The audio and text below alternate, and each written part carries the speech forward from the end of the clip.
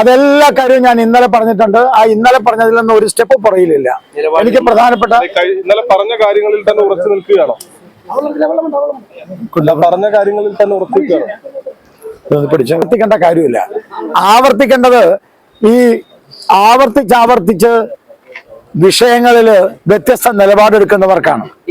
അങ്ങനെ എനിക്കൊരു വിഷയമില്ല. ഞാൻ ഇന്നലെ കൃത്യമായി പറഞ്ഞിട്ടുണ്ട്. ഇനി ഒന്നും അത് പറയേണ്ട കാര്യമില്ല. അത് പത്രമാധ്യമങ്ങളിൽ വന്നിട്ടുണ്ടല്ലോ.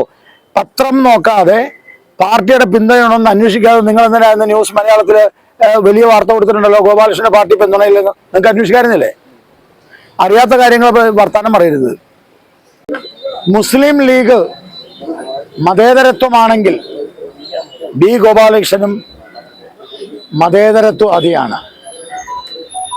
ജമാഅത്തെ ഇസ്ലാമിയെ തോളിലേറ്റുന്ന വി ഡി സതീശനും കോൺഗ്രസും മതേതരത്വമാണെങ്കിൽ, മതേതരത്വവാദികളാണെങ്കിൽ BJP ബി ഗോപാലകൃഷ്ണനും മതേതരത്വവാദിയാണ്. NDF-ന് എല്ലാ സൗകര്യങ്ങളും ചെയ്തു കൊടുക്കുന്ന, പോപ്പുലർ ഫ്രണ്ടുമായി ഒളിഞ്ഞും തെളിഞ്ഞും സഖ്യമുണ്ടാക്കുന്ന പിണറായി വിജയന്റെ LDF മതേതരത്വമാണെങ്കിൽ ബി ഗോപാലകൃഷ്ണനും മതേതരത്വവാദിയാണ്. ഒരു കാര്യം കൂടി പറഞ്ഞ് ഞാൻ നിർത്തുന്നു. ഇന്ത്യൻ ഭരണഘടനയ്ക്ക് എതിരായിട്ടുള്ള, ഇന്ത്യക്കെതിരെ ഒളിയമ്പ് ചെയ്യുന്ന ജമാഅത്തെ ഇസ്ലാമിയുമായിട്ടുള്ള വി ഡി സതീശന്റെ ഡീൽ എന്ത് എന്ന് വി ഡി സതീശൻ തുറന്നു പറയണം. പോപ്പുലർ ഫ്രണ്ടിന് പ്രവർത്തന സൗകര്യം, കേരളത്തിൽ പ്രവർത്തനം നടത്താനുള്ള എല്ലാ സൗകര്യങ്ങളും ചെയ്തു കൊടുക്കാം.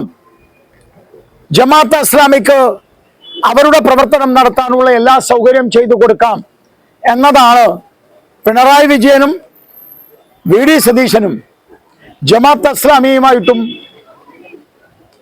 PDP ആയിട്ടും പോപ്പുലർ ഫ്രണ്ടായിട്ടും ഉണ്ടാക്കിയിട്ടുള്ള ഡീൽ എന്നതാണ് ഞങ്ങൾക്ക് കിട്ടിയിട്ടുള്ള വിവരം. അതുകൊണ്ട് ജമാഅത്തെ ഇസ്ലാമിയും പോപ്പുലർ ഫ്രണ്ടുമായിട്ടുള്ള വി ഡി സതീശന്റെ ഡീലും പിണറായി വിജയന്റെ ഡീലും അവർ വെളിയിൽ പറയണം എന്ന് BJP ആവശ്യപ്പെടുന്നു. ഗുരുവായൂർ മണ്ഡലത്തിലെ നാട്ടുവാർത്തകളുമായി സർക്കിൾ ലൈവ് ന്യൂസ്.